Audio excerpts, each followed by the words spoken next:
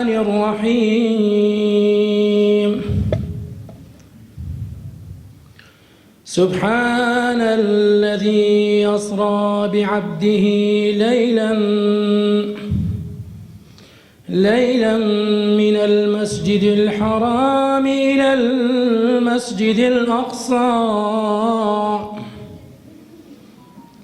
المسجد الأقصى الذي باركنا حوله لنريه من آياتنا إنه هو السميع البصير.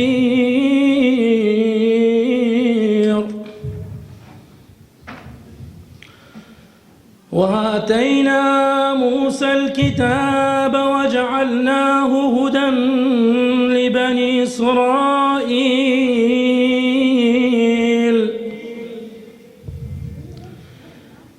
لبني إسرائيل ألا تتخذوا من دوني وكيلا ذرية من حملنا مع نوح إنه كان عبدا شكورا. صدق الله العظيم.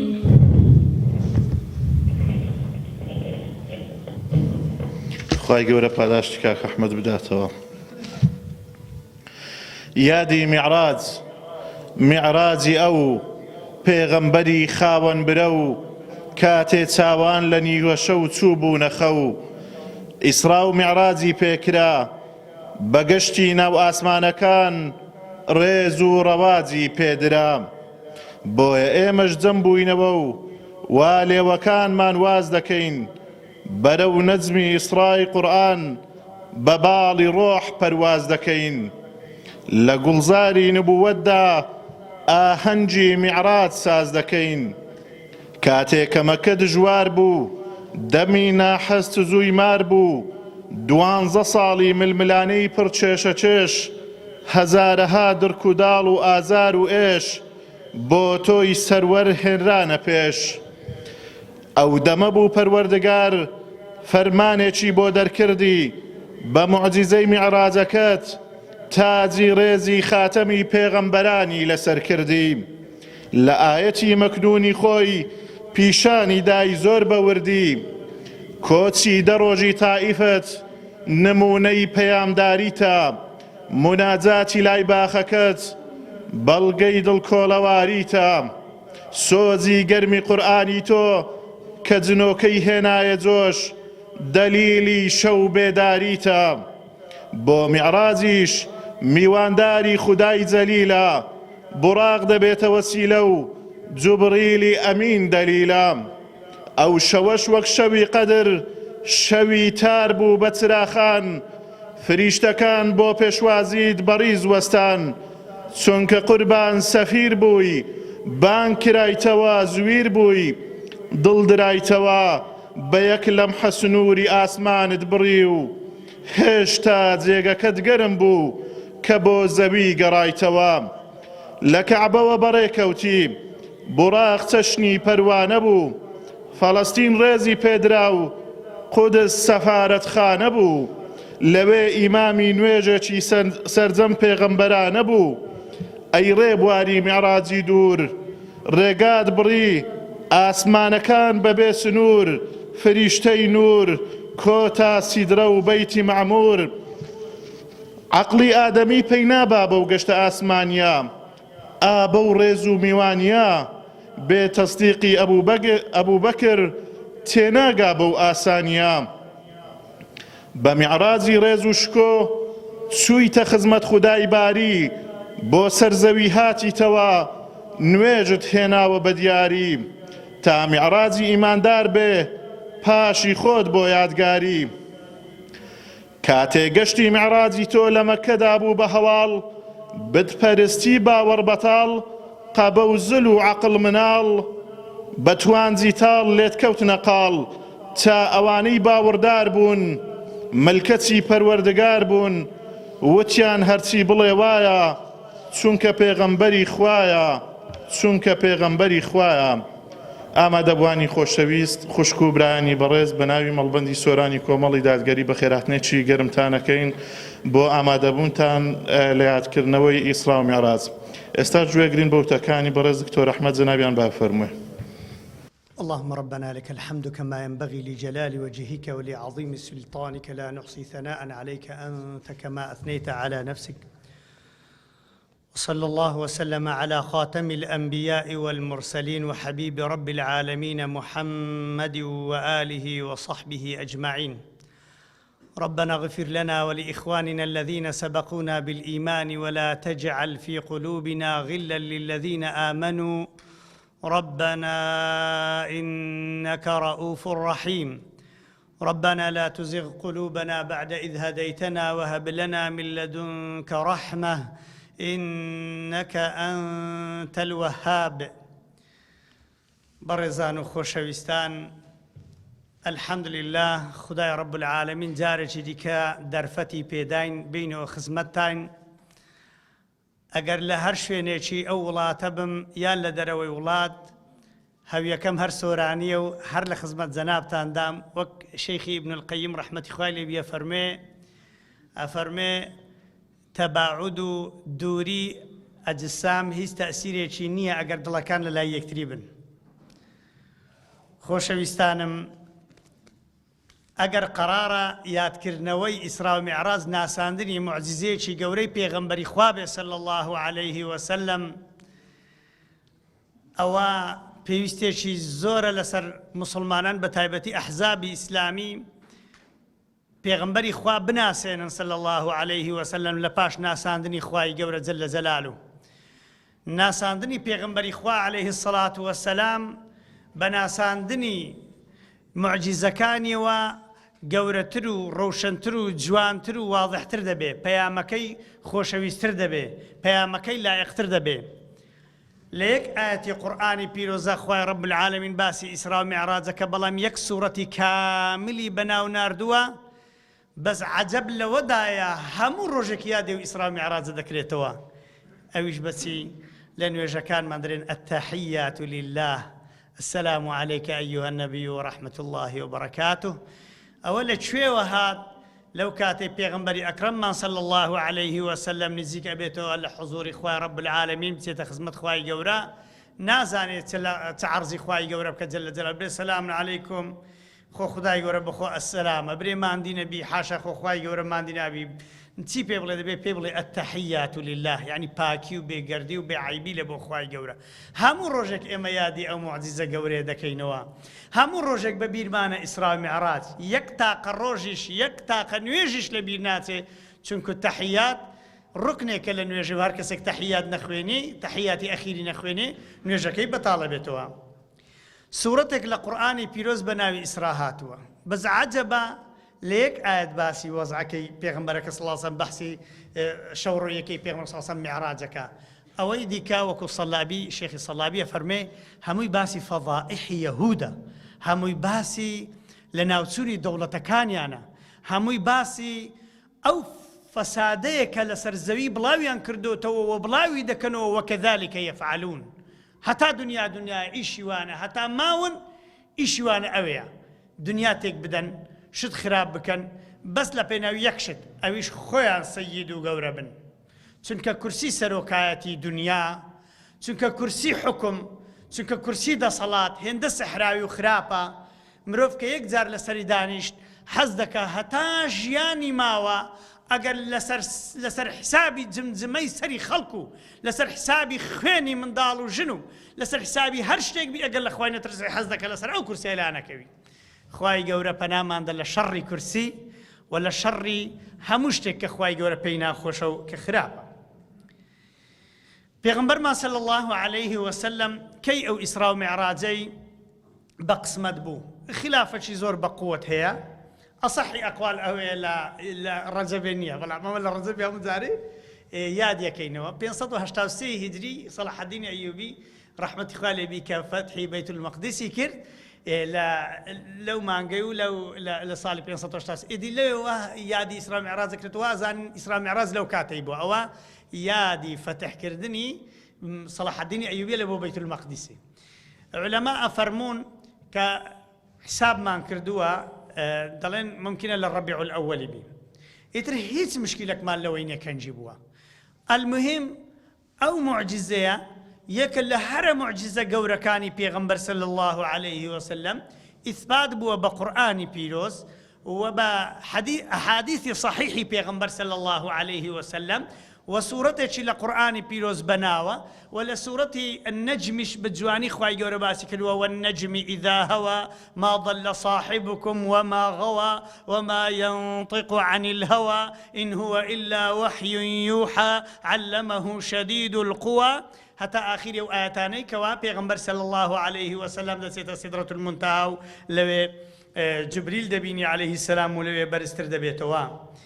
خداي قول القرآن بيروسون باسكا فروا بسم الله الرحمن الرحيم سبحان الذي أسرى بعبده ليلا من المسجد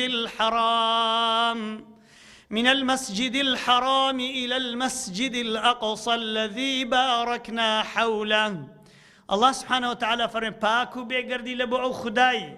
كوا شوروي بشوا بيغمبر إخوة صلى الله عليه وسلم لمسجد الحرام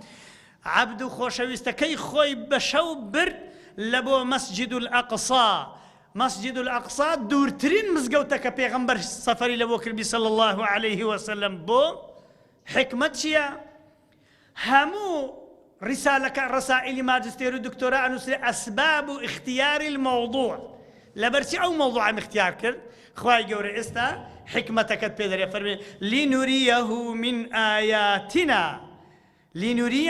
من آياتنا إنه هو السميع البصير أو مسجد الأقصى إنك هرخوي باركنا حوله دور بريشي مباركة علماء فرمون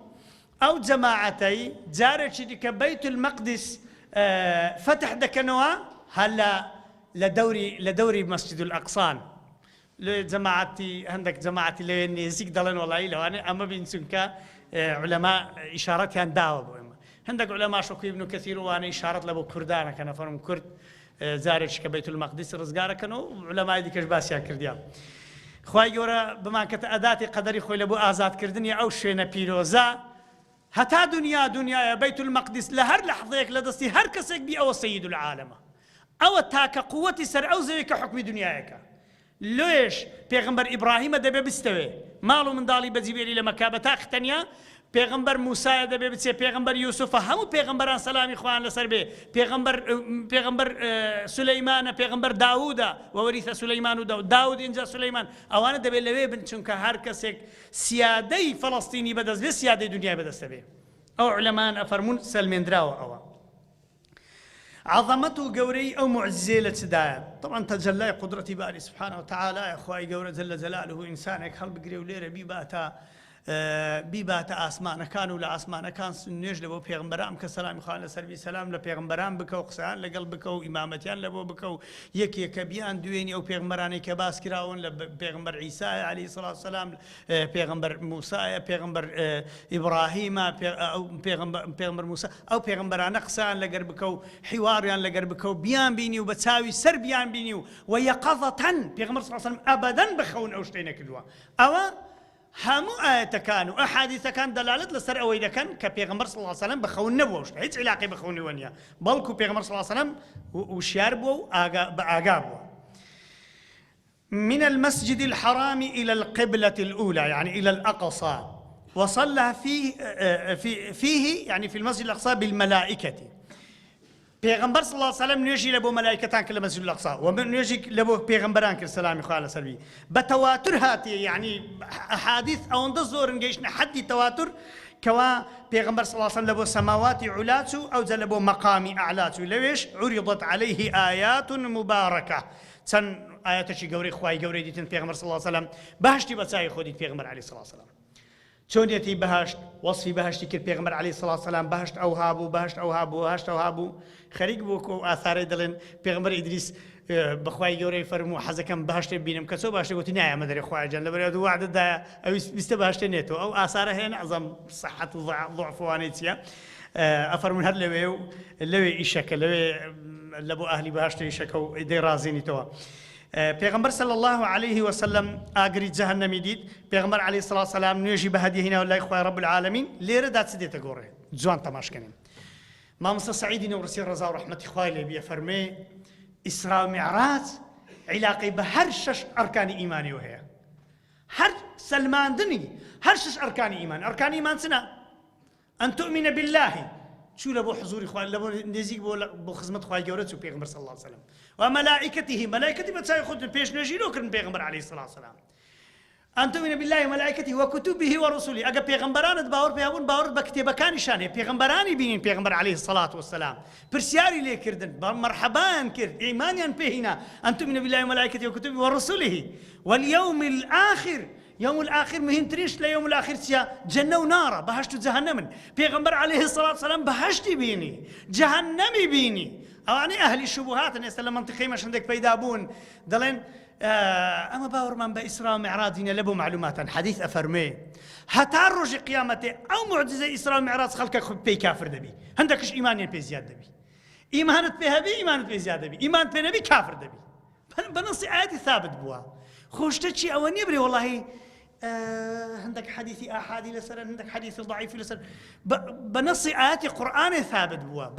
أحاديث متواتر لسريهات شو نبي إنسانك إنكاري بكوش معمر قذافي وعندك قذافي تكش ليرة بيدابون خوش بي مهم مثلا والله ما باور من بإسلام معراج دنيا لو حديث فرمي هتا دنيا عندك بي كافر دبي عندك شبه مسلمان إيمان بي زيادة دبي يا رب إخوة إيمان من بهمو أو أنا زيادة ببي كاللايتو هاتون يا رب العالمين. مامۆستا سعید نوورسی فەرمی لە ئەرکانی ئیسلامیش مهمترین ڕوکن کە ئینسان داخلی ئیسلامی گوتی ئەشهەدو ئەن لا ئیلاها ئیلا الله وأن محەمەد ڕەسوڵ الله چییە؟ نوێژە. ئیسرا و میعراج عیلاقەی بە نوێژەوە هەیە. نوێژ لە ئیسرا و میعراجەوە هاتووە. ئیتر لە میعراجەوە نوێژ واجب بووە لەسەر پێغەمبەر صلی الله علیه وسلم لەسەر ئومەتەکەی. لە 50 نوێژەوە بۆتە 5 نوێژ. حەزرەتی موسا پێی فەرمی یا محەممەد صلی الله علیه وسلم ئەم تەجروبەم هەیە. خەڵک نایکە خەڵک تەمبەڵە هەرچەندە پێیان بڵێ هێندە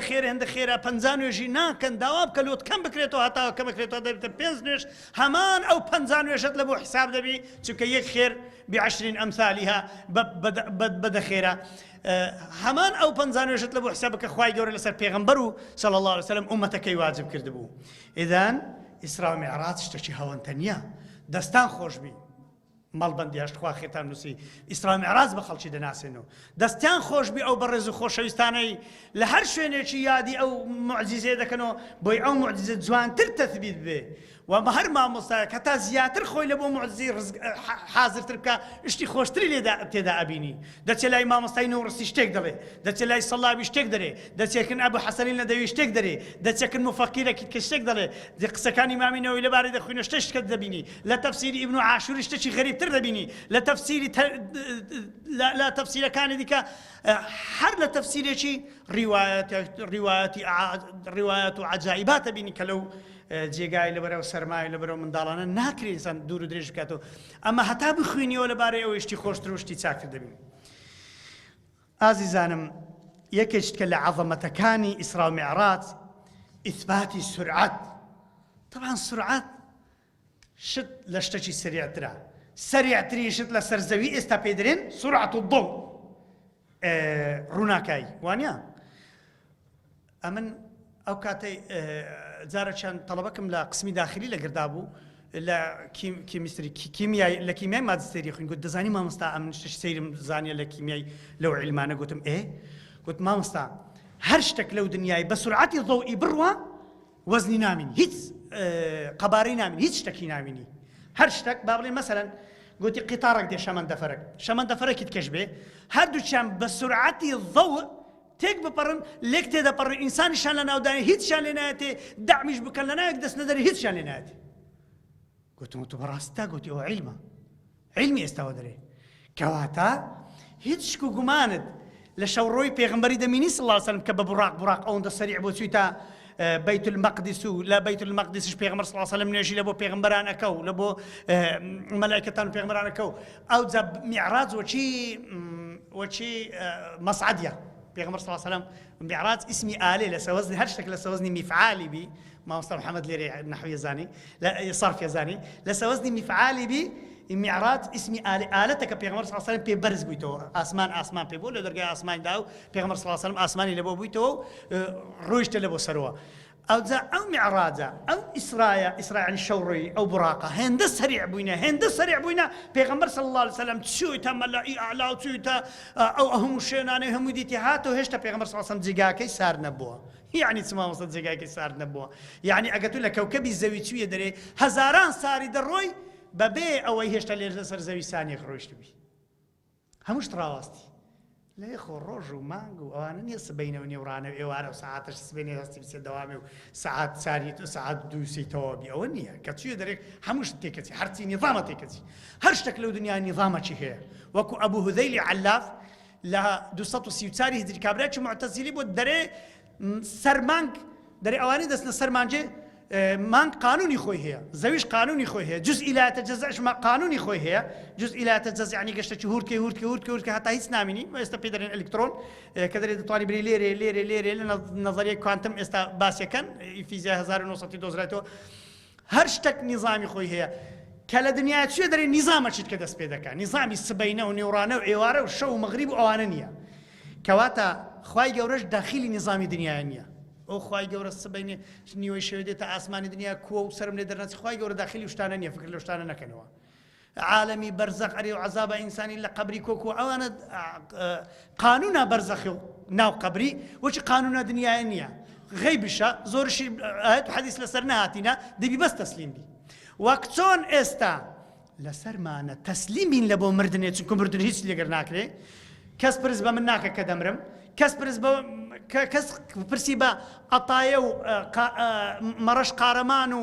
ئەدەنە و عەنتاب و دیاربەکر و ئورفایە کرد وەختی زەلزەلەی لێدا کەس پرسی پێ کرد ئەبەدەن کەس پرس پێ ئەو شەو لێرە ئەگا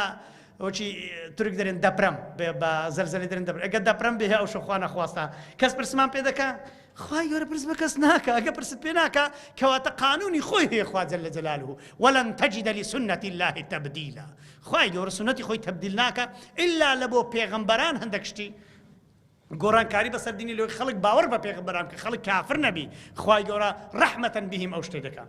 ئەو زەبرانی خۆشەویست و بەڕێزم سورعات ئەو پێغەمبەرە صلی الله علیه وسلم بە سورعاتێکی زۆر فائق لە قورئان ئیشارەت پێدرا كان شندري إشارة بسرعة تدرى خواهي يقول فرمي سبحان الذي أسرى بعبده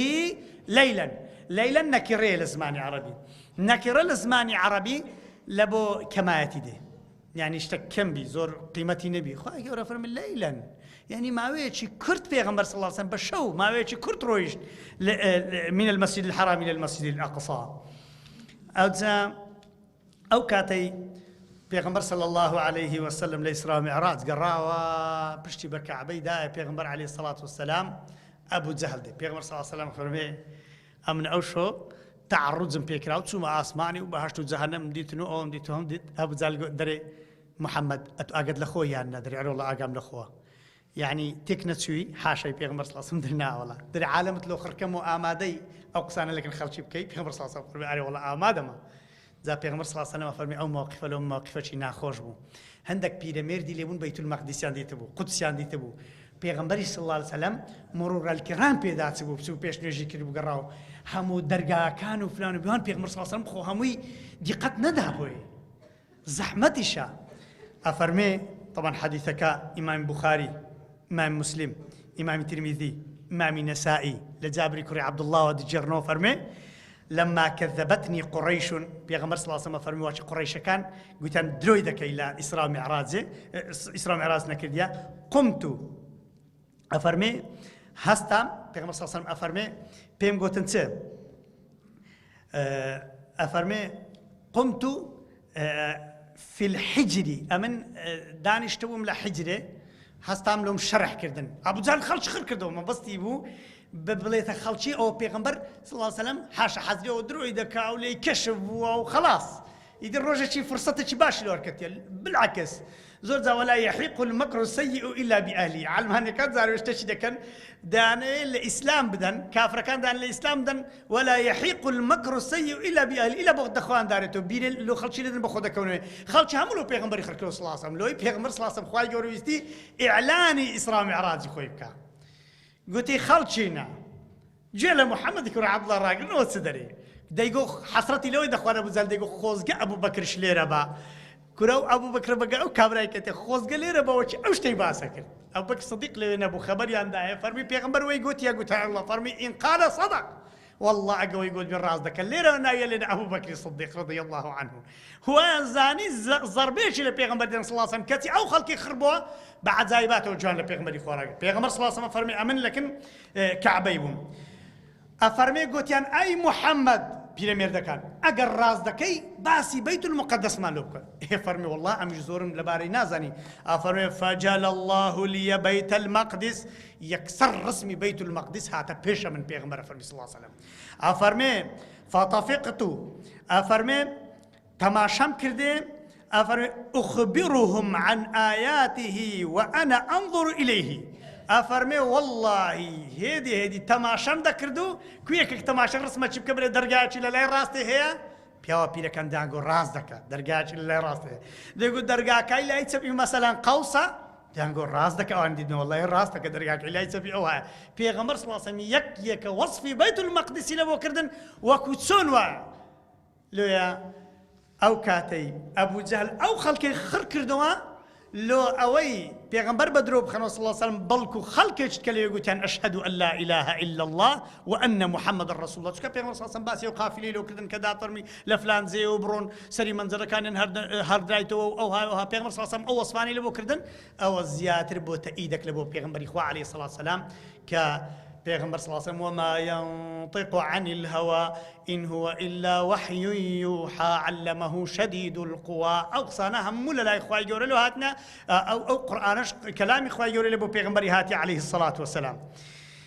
هدفي أو معجزات سبو خوشويستان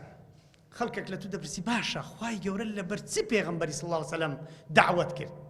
طبعا نقول زانان أبو طالب سياسة دفاعي زور بقوة ولا بيغمبري صلى الله عليه وسلم بيدرين سياج الدفاع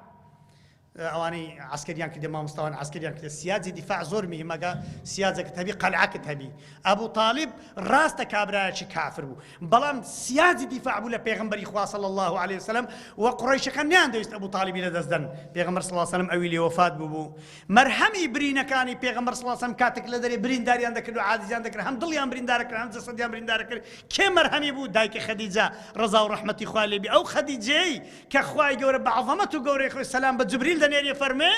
اي جبريل بروبا محمد صلى الله عليه وسلم او خديجه هات قابي شي بي خواردن لبو بيغمبري خواردني السلام اخواي جوري لبي سبحان الله الله اكبر لو دنياي تشرفك لو جورت سلامك سلام وتبريك لله إخوة رب العالمين لبو بيت جل جلاله لبر خزمتي بيغمبر صلى الله عليه وسلم إيواش بجنوب بياو أو خزمتي سنتي بيغمبر إخوة عليه الصلاة والسلام سلام إخوة لدبي بإذن إخوة يورا أو خزمتي الربازي محمد المصطفى عليه الصلاة والسلام لسر أو الربازي هميش لبن السلام إخوة يورا دايا لو رجعنا براي قلتي قسم بخوي بابي خوم لخيوي ديت أو 6 سال مرديا تي لخيوي مديت قلت بابا وزعت كوا قوتي قريا قوتي كرم قسم بخواي جورا 3 سال مردي ما هشتا سينو بيني ميلم لبو بيدينا كان هشتا لكور نبيتو هشتا صاف نبوي مو 3 سال دم هينو دمبن او شينم بيدكن تعذيب ما عنديبونم ددن تنك الظلم بلاي جماعتي تشيبو او جماعه الريان لخوايني الريان لعلمانيه بيديني او دنياي حزبي شي علماني مخرج دايس 3 سال دم هينو دمن هشتا عفو يعني هشتا تواو نبو معفو نكرام كرة أو ميليك هات لبو خوا لبو بيغمبري خوا لبو صراط المستقيم كما صراط المستقيم صراط الذين أنعمت عليهم أو كارواني أنبياء وشهداء وصديقين وصالحين بريندن ببرسيتي بريندن تير بنيان برسيبن بريندن سرما بيان قرما بي بريندن حتان بيانتان بي زورتان نماوا أجين بوشويني كوا من خاف أدلج ومن أدلج بلغ المنزل أو يبريكوت حردقات الشويني بینی خۆی خوایە بمانگەینە ئەو شوێنەی کەوا پێغەمبەران و سدیقین و شوهەدا پێگەیشتن بۆ خاتری عەظەمەت و گەورەی خۆت. هەدەف چ بوو خوای گەورە معجزێ بە قسمەت پێغەمبەری کرد صلی الله علیه وسلم؟ یەکەم ثقە و یەقینی پێغەمبەری خوا عەلەیه الصلاة والسلام بگاتە ئاستی حەق اليەقین لۆی مقابلەی سوڵتانی کوفار بکە. بەڕێزانم زۆر زەحمەتە و بەرامبەر دەسەڵاتێکی ڕابوەستی هەموو ئەسلیحە و شتێکی هەبێ بەڵام خۆ زەلزەلەی پێ ڕاناوەستێ، هەموو شتێکی هەیە بەڵام خۆ خەسف و ڕوچوونی پێ ڕاناوەستێ. بحساب ظاهرين عليها دەرێن دنیا هەموو لە بندەستیمێ بە بڕ و بەحرەوە، بەڵام لێک کاتدا ئەگەر هات و جەڵتە لێدەن جەڵتەی دەماغ لێدان هیچیان بەدەست نییە. بەڵام لێک کاتدا ئەگەر یەک لە علامەتەکانی آخر زەمان هات هەمویان تەماشای ڕۆژێکن کەوا لە مەشریق لە زیاتر لە مەشریق بێت لە مەغریب هەڵاتووە و تەوبەشیان لێ قبوڵ نابێ. ئەتا ئەمر الله فلا تستعجلوه، ئەمری خوا دێ عەجەلە نەکەن، هەموو یەکێکانە بە چاوی خۆ دەبین ئەوەی ببینی ئەوەی نەشبینی دەگاتە کاروانی پیا و ساڵحان. خوای گەورە فەرمێ یەکەم مەقسەدم لینوریەه من ئایاتنا الکوبرا، لۆی بەهەشت و جانم هەموو شتی پیشاندەم. بە موسای فەرموو لینوریەکە من ئایاتنا الکوبرا. لە سوورەتی نەجم فەرمی لەقەد ڕەئا من ئایات ربه الکوبرا. پێغەمبەر ئەفەرمێ صلی الله علیه وسلم جبریلم دیت، جبریل 600 باڵی پێوە بوو، باڵەکانی هەموو وەکو لؤلؤ و مەرجان بوون. خۆی لە خۆیدا عەزەمەتێکی زۆر گەورە بوو ئەو جبریلە، بەڵام کە گەیشتنە سیدرەة المونتەها فەرمووی لێرەوە ناتوانم حدم نەما ئەی محەممەد، بەڵام پێغەمبەر هێند گەورەیە بەرز دەبێتەوە لە لای خوای گەورە و دەچێ و هەتا پێ بڵێ التەحیات لله والصلوات والطیبات. بلى أبو الحسن ندوي فرمي لم تكن حادثة فردية بسيطة ولكن معناها أن محمدا صلى الله عليه وسلم هو نبي القبلتين وإمام المشرقين والمغربين ووارث الأنبياء قبله وإمام الأجيال بعده. إمام حسن ندوي فرمي إسراء معراج شتي فردي وشخصي نية بسيط نية لو محمد المصطفى صلى الله عليه وسلم بلكو بي قترا أتو إمامي هردو قبلاني بيت المقدس وبيت مسجد الحرام كعبة الله أتو قوري همو دنيا أي محمد قيادة لهمو كسكساندرا وهادرا دستي أمتي محمد صلى الله عليه وسلم بلان بمرزك أتوش إمامي أتوش لسر أمتي بيغمر صلى الله عليه وسلم كتأمرون بالمعروف وتنهون عن المنكر أمر بتساكب كن ونهي لخراب بكن وبخوشتان عبادتي خواي قورة بكن توطئيك بو مقدميك بو لبو هجرت پیغمبر صلی الله علیه و سلم خود حاضر کتو دبی هجرت کی عزیزانو لهر مالی شدابن فاحشه و خرابتن لو مالی دیت راکن لو مالی نانی بدینی دور لروی خوشکانو بران من نانی به آبرویی نانێکی زۆر حرامە نانێکی زۆر پیسە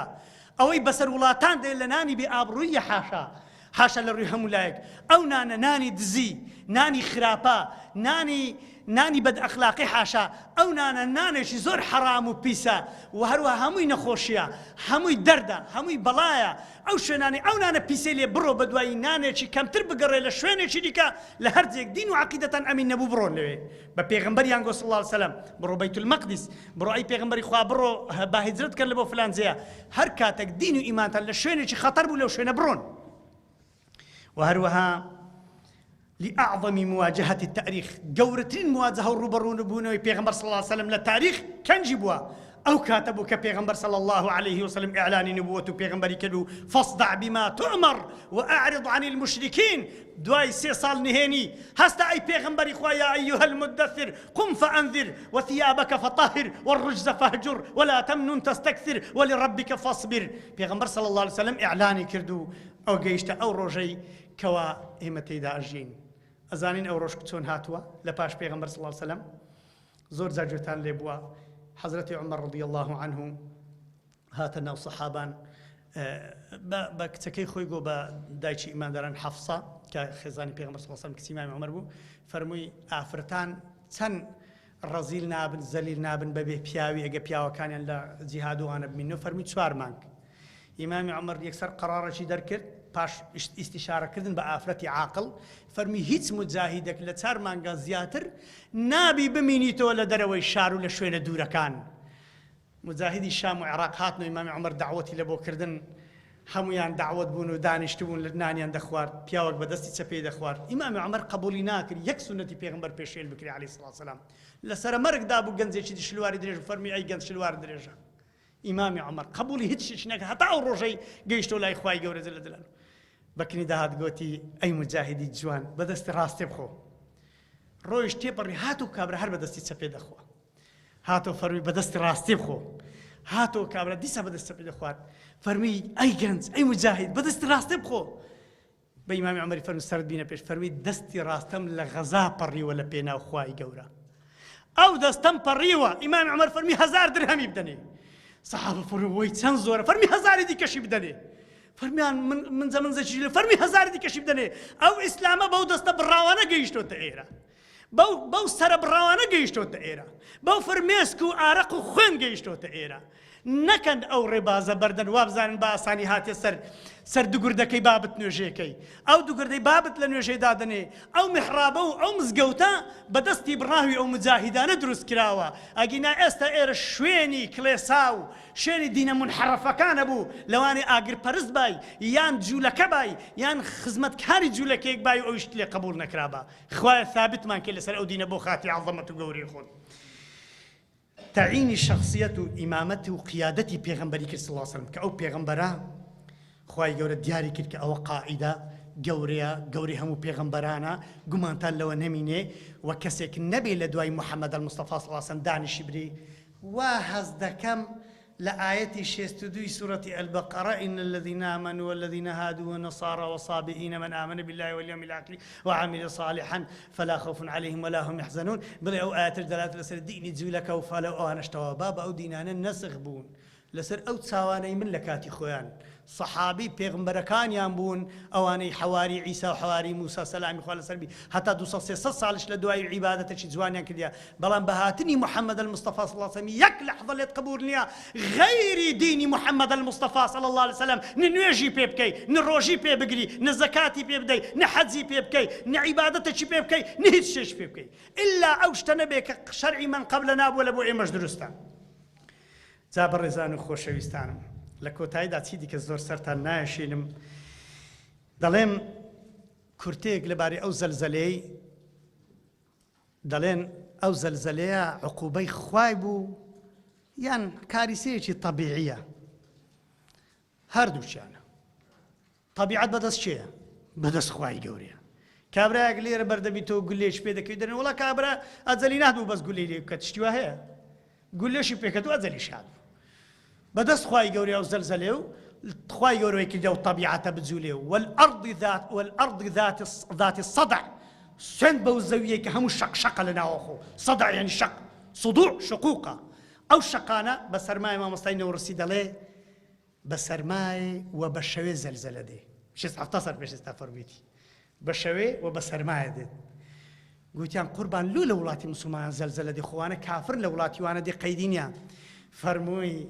ئەوە بە نسبەت مسلمانان زۆر باشە زانن لۆ فەرمووی ئەگە یەکێک جەریمەیەکی بکات لە گوندەکی یان لە شارەکی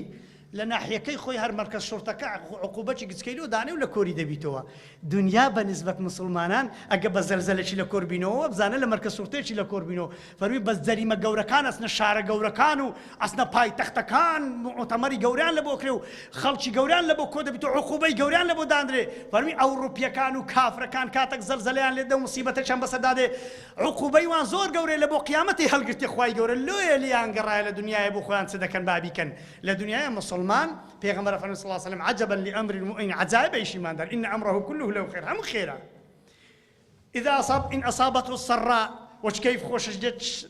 شكر دري خواه شكر الحمد لله شهاده مرقد شكر الحمد لله ابو مخيزان شكر الحمد لله خان يمكن فذلك خير له ولا بخير نسرع واذا اصابته الضراء زركت شاد صبر دقري انما يوفى الصابرون اجرهم بغير حساب ببي حساب خوا صبري دا حقي صبرك اذا داتوا اما الصبر لدنيا دقرين بيسمان بوين صبري لجهنم يبقرين ناتنا جهنم ان شاء الله كافر كان صبري انه جهنم يرقت صبري جهنم ايش اصبروا او لا تصبروا سواء وكو يك صبري بقري لقليت استفادينيا بلام صبري ما لدنيا بغير حساب اجري ورقدين اولئك عليهم صلوات من ربهم ورحمه خويا رب العالمين لو ما نحس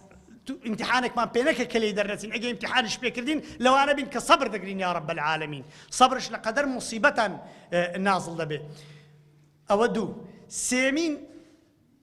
تماشكني آزانم إنساني إيمان دار إذا أصابته الضراء صبر فذلك خير له ولا يكون هذا إلا لمسلم أو كما قال پیغمبر صلى الله عليه وسلم بس لو مسلمانه كافر صبري بقري شكري بك هرتي بك هيت استفاده شليناك او هيتي لدنيايا كافرك 5 دينار 5000 بك تخير لدنيا اخوي داتو هيتي لبو قيامتين دانانش يوري ما وسطا مهندسه كم ديد مسيح نصراني بو شي زور قوري كرت دبي لك قيامتي ورنقتو نا والله يك مثقال ذره ورنقتو لو ما وسط الظلمه نا بابا لدنيا اخوي داتو لدنيا الساق دبي سلامت دبي خوشي داتو یەک چاوی هەموو ژیانی خۆش چاکەی بکە چاکەی چاوەشی کە خوای گەورە چاوەشی لەتی چاکەی ئەوەی نەدایتەوە کەواتە بەڕێزان خۆشەویستم لە خۆتان تێک نەدەن ئەو زەلزەلانە لە بۆ گەڕانەوەی خەڵکیە والله ئەو کەسەی عیبرەت نەگری بە زەلزەلەی عیبرەت نەگری بەوەی ئەو هەموو کە لە شانە لەوێ کەتون برا لە بازاڕەکانی تورکیا من لێ بووم لەو ماوەی لەو زەلزەلەی بە چاوی خۆم دیت تۆپە کفنان لەسەر کوو عەرەبانە چی لێرەشی دەفرۆشن بە تۆپ کفنی فرۆشن كفن لسر زادان دفروش اللي بريد حكم درقتي كفني ناي بما مستاكان قلت هرتي ملاي حمو دبي بتي جنازه بشوا تلفهم لو ملاش سوري كي قلت لدنيا وتاس سطو بيز جنازه مشوشتيا 1000 كاس صوبنا واخي نابي عبرتش اللي ورقري اخر قرعوانا وكو يمبون فرق منو يتسيا دنيا او صوبن اخي ومن اللي بالعردي بشر حتى الروج بالروج ماشي الرق تربي تأثير لوجدانك لإيمانك لعقيدتك لأخلاقك لسر موبايلك كي خوي بردوان به لسر خرابك كي خوي بردوان به أو إنسانا دستي ليه شو هيك استفادة شناك وكو عبد الله يكرم مسعود فرمي قسم بخوا كسك قرآن تأثيري لينك ومردن تأثيري لينك أجا الشاخ لبيش تساوي بتاويته هي تأثيري لينك لكو تايدا الشعر شي محويتان لبوخي مولسر إسراء معراجه أفرمي كلم أريني كفرمو كلم يعني كلم الله بيغمبر موسى كفرمي أريني أنظر إليك خواجان خومن بشان دبخو بجماعتش تسبون هر جوابي لن تراني ديت خواي يقول فرمي إنك لن تراني موسى تساوي تأقوتين يم ببيني ولكن انظر إلى الجبل تماشي تساوي خو بشان تساوي دم أجد تساوي تحملي ديتني مني كنت تساوي بسكوك كيف تحمل دقا أجنا تساوي تحملي ديتني نوري خواي يقولناك أو هي زي كان نوري خواي يقول هيتي تساو تحملناك دتايتو شاختاو كخواي رب العالمين تتزلاي كيف خوي بشان دلي مشرف بو محمد بطلب بو مرتبه وشانه بيغمر صلى الله عليه وسلم بيوي داواب كخواي يقول مشرف يكربوا عروجي عيسوي تا اسمان شمس عالم بو بيغمر عيسى اتا اسمان سو عروجي احمدي تا لا مكان شمس جانانا بوهم شابالوا جبريل ذي قوة بجيما ابو لريديوت خزم ميداني ستانا بيغمر صلى الله عليه وسلم فرمي جبريل كشش صد بالي هبو روجو همو اسمان اللي بزربو كحضرة جبريل راوستا لبرقوري افرمي او جبريل قوريا كجيشنا سدرة المنتهى كجيشنا او شويني كجبريل نابلي بروا فرمي كالحلس الباري دلقود باروكا باروشي تر ها قد تركي اب عردي وانسى افر او جبريل قوري لا ترسي خواي راس بعردي وانسى فرمي يا محمد صلى الله عليه وسلم ليره زياتر بما من دسوتيم ناتوان او ذا بيغمبر صلى الله عليه وسلم برزبوا يا ربي خدايا برزمان كيتوا بتبعيته جيب ذكردني الربازي محمد المصطفى صلى الله عليه وسلم خوايا قورمان كي بقوري او جيب ذكردني سنة كاني بيغمبر صلى الله عليه وسلم يا ربي خوايا خاتي عظمته قوري خوت وبر شفاعتي او بيغمبر الناس دارمان بيخي عليه الصلاة والسلام يا ربي خدايا خاتي عظمته قوري خوت ام شوينو هم او شويناني خدمتي ديني خواتي داكري روج بروج برو بيشتري بي بهستري بكي مروفي باشتري بو بيني وامش حشمان لقر بياواني صالح وبتقوى به وببي عذاب وحساب بهشمان بقسمت بكي خواه دور ما بكي لهمو ناخوشيك دور ما بكي لهمو شتيك كخواه اتو بيت ناخوش يا رب العالمين وصلى الله على سيدنا محمد الحمد لله رب العالمين والسلام عليكم ورحمة الله وبركاته.